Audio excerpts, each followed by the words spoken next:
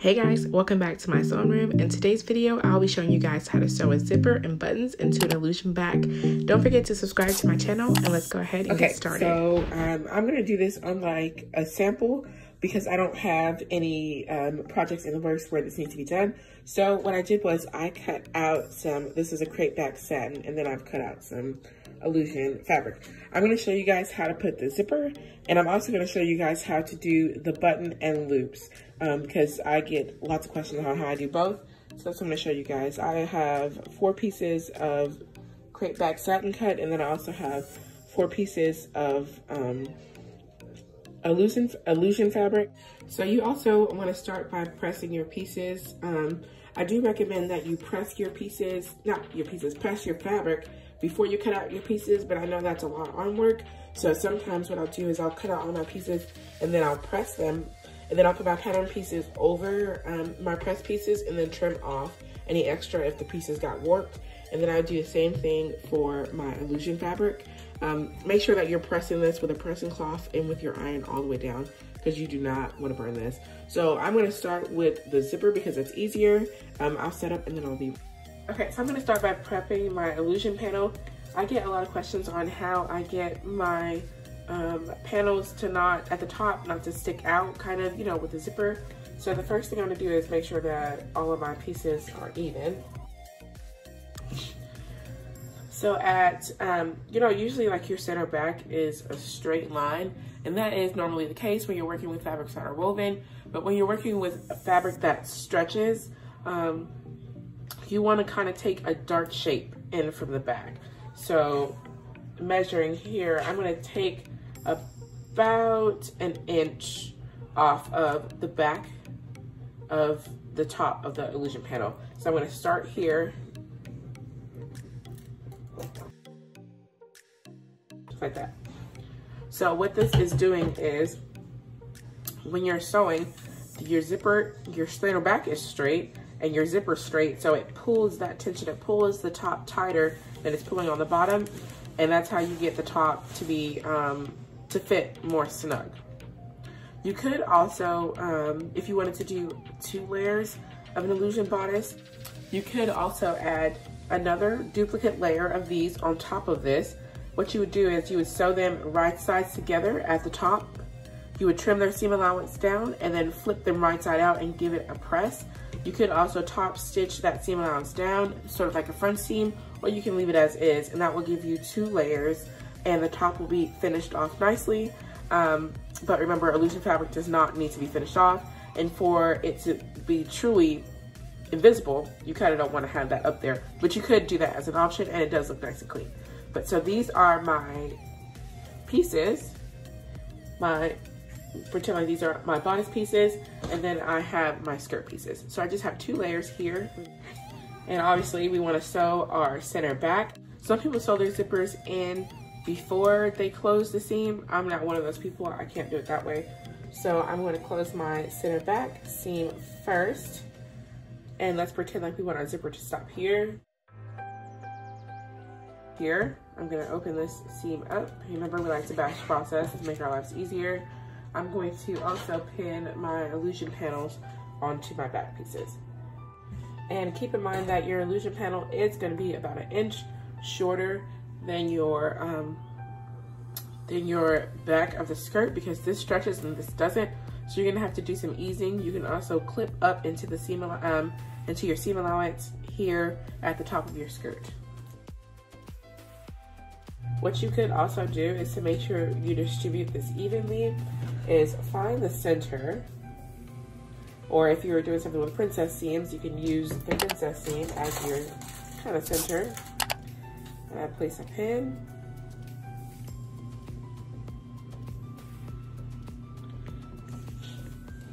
So that's the center of my skirt back. And then I'm going to find the center of my bodice back. I'm going to snip it,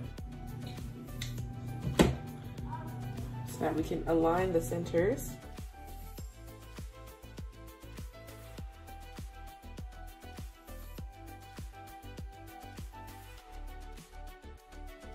Should look like.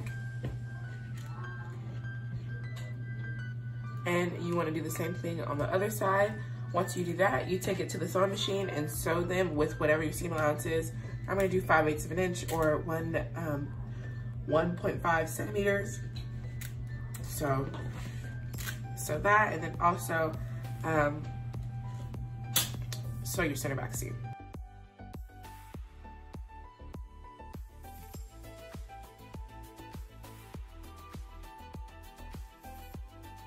All right, so I've got my center back sewed and I've got my waistline seam sewn. What I also like to do for my waistline seam is after it's sewn, you want to make sure you go back and snip into it. And then you want to go over to your ironing board and press all of your seam allowance towards the skirt. And then you also want to press the seam allowance open. Okay, so I've got my seam allowance pressed down towards my skirt and my center back is pressed open. Open. So the next thing you want to do, most people will try to go and install the zipper here. No.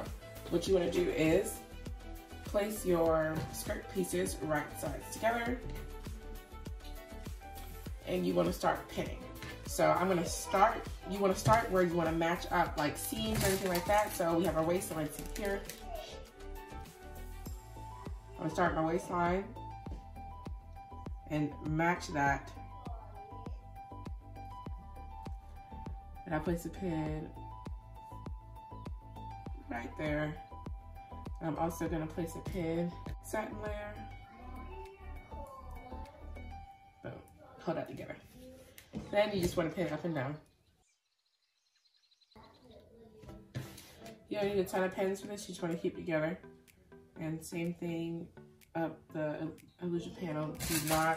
Do not stretch it.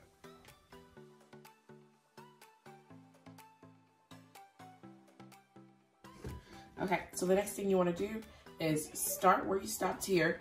Put your sewing machine at the widest stitch length you can, and do not back stitch. Just start here and baste all the way up, and then go off like you have, kind of like how you sew a dart.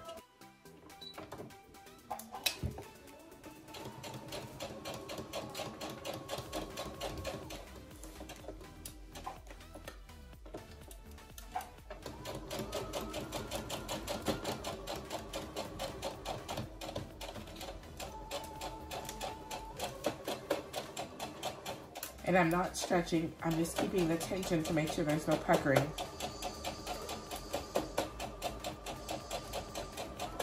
When you sew, I like to open it up and check that my waistline seam looks good. And it does.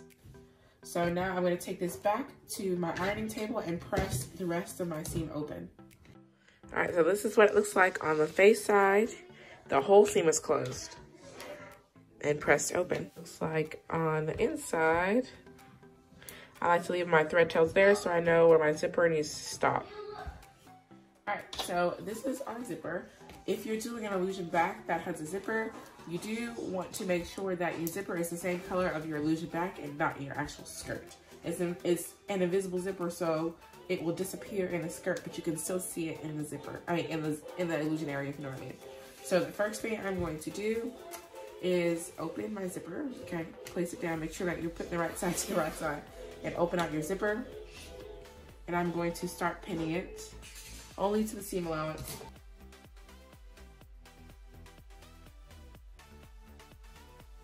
So now you're going to go to your sewing machine and you're going to make just a basting stitch down your zipper tape. It's just on the seam allowance, not through all the thicknesses.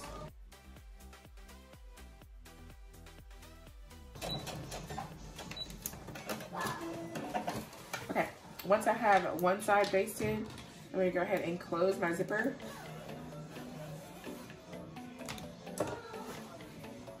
And I'm going to match it to the other side.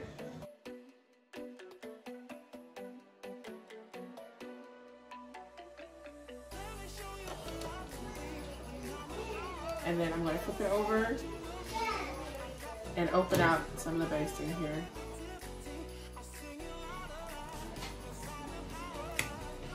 So that you can finish off the rest of the seam here. got the zipper fully basted in. Now you want to go and remove all of your basting as well as the loose threads. My basting stitch is cut out. Now we want to go through and make our actual final stitch.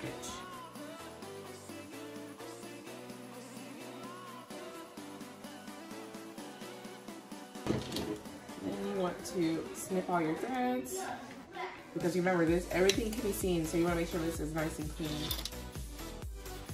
Then you just want to go and give it a good press and make sure that everything is nice and flat, and we're done. Sorry, the kids start to get super loud, so I decided to come and do a voiceover. But this is what it looks like when it's all finished. It looks really clean when you do it this way. You don't get any of the rippling or the puckering that you get when you do it in other methods. So I really hope that you guys try my way. Now let's go ahead and do the buttons. Okay, so to get started on the piece for the buttons, I prepped the piece the same way that we did the last one. So for a quick recap, I sewed the waistline seam and the center back seam, and I pressed all of those seams down and the center back seam open, and that's where we're at now. I also trimmed the dark shape off the back piece as well. Okay, so this is where it starts to differ from the other piece. So what I'm doing is I'm starting at my center back seam where I stopped my actual seam, and I'm not going to back stitch. I'm using a basting stitch like the other time, and I'm going to sew all the way up until I get to my waistline, and then I'm going to come off. I'm not going to back stitch or anything fancy like that. I'm just literally coming off, and I'm not going to cut my thread. And I'm going to press the rest of this open.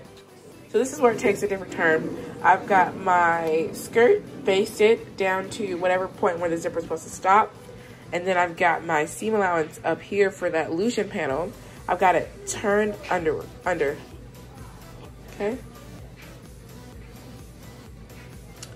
so that's what it looks like. Now the next thing I'm going to do is put my zipper into here. I'm going to use another invisible zipper. This is my mock-up zipper that I use for every mock-up and sample thing that I make, and I keep ripping it out and reusing it, so that's why it looks like this. But I'm going to sew this into my center back.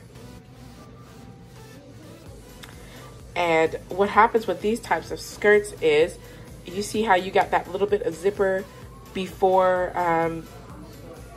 the zipper actually starts? You're going to put a hook and eye here at the very top. And that's going to close the very top of here, and then it'll zip up to that point, and then we'll have our button. Okay, so I've got my zipper in, and you remember the zipper does not come all the way up to the top.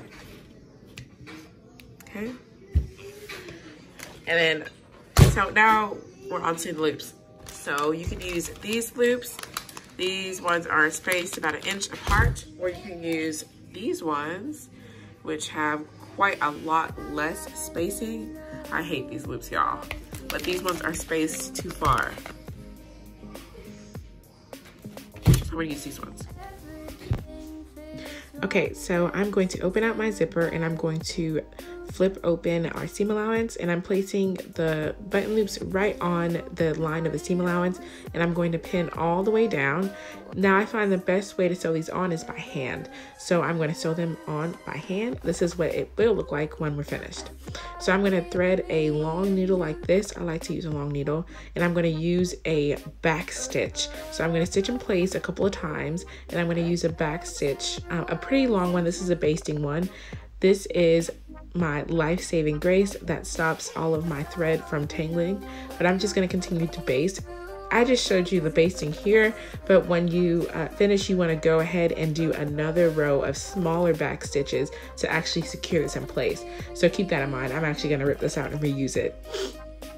But once you do that, then you want to go ahead and pin all of your loops to the other side. This is going to help us place our buttons. You want to make sure that each button has an actual hole to go into, or vice versa, if you know what I mean. So make sure that you're doing this step. Do not skip that step. And then at the end, I trim anything that needs to be trimmed, and then I take another needle and thread. Obviously you want it to be matching, and I do a stitch back and forth through that top loop to make sure that it does not move or pop out or anything like that, because that has happened. So that's what I do to secure this. You could also use some E6000 to secure that in place as well. Sometimes I take some beading, like a row of beading, and I put it down that as well. Sometimes that helps. But your next step would be to actually sew buttons. I'm not going to sew the buttons here. Yeah, watch me struggle with my nails. I'm not going to sew the buttons here because I actually have these buttons allocated for a project and I don't want to have to take them off of here. But you would sew your buttons just like that, and you would also sew the 2 buttons that meets where the zipper is right there. That's an alternative to using a hook and eye, and I think that would be kind of easier for you to do. Thank you guys so much for watching this video. I am planning on doing more of requested videos coming up. I know I have a ball gown with the handkerchief skirt coming up, so stay tuned for that, and I'll see you in my next one.